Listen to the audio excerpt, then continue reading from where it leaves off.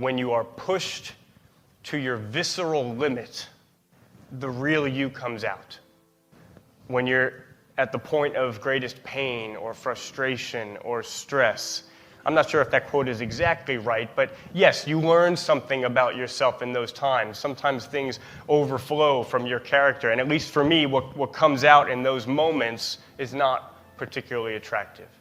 But when Jesus was pushed to his limit, what came out of him was beautiful. It was love, compassion, forgiveness. They stripped him and they beat him and they strung him up on a cross to die one of the most painful and shameful deaths that you could possibly die. And Jesus did 3 things on that cross when he was pushed to his absolute limit. The first thing he did was he looked down at the people who were killing him and he said, "Father, forgive them. They know not what they do." In that moment of pain and shame, what overflowed from his heart was forgiveness to the people who were killing him.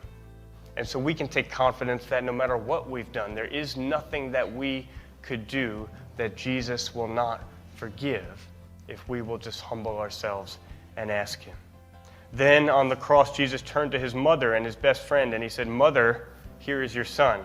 And then to his friend, he said, "Here is your mother." And from that time, his mother went into his friend's home and was cared for by him. He's on the cross in utter agony, and his mind and his heart is not on himself, but on his mother, and making sure that she would be cared for after he was gone. And then one of the criminals who was being executed beside him began to hurl insults at him. Okay, began to mock him. But then the criminal on Jesus' other side rebuked that man and said, "We are being punished justly, but this man, Jesus, has done nothing wrong." And then he said, "Jesus, remember me when you come into your kingdom." And Jesus answered him, "Truly, I tell you, today you will be with me in paradise."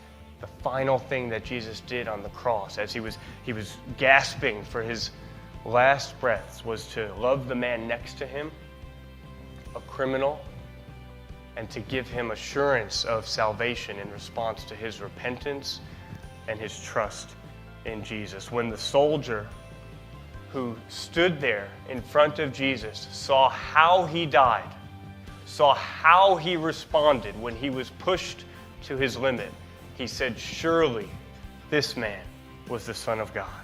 When they saw how Jesus died, they knew that he could be trusted. They knew that he was worth following, because when you're pushed to your limit, the real you comes out. And what came out of Jesus was absolutely divine.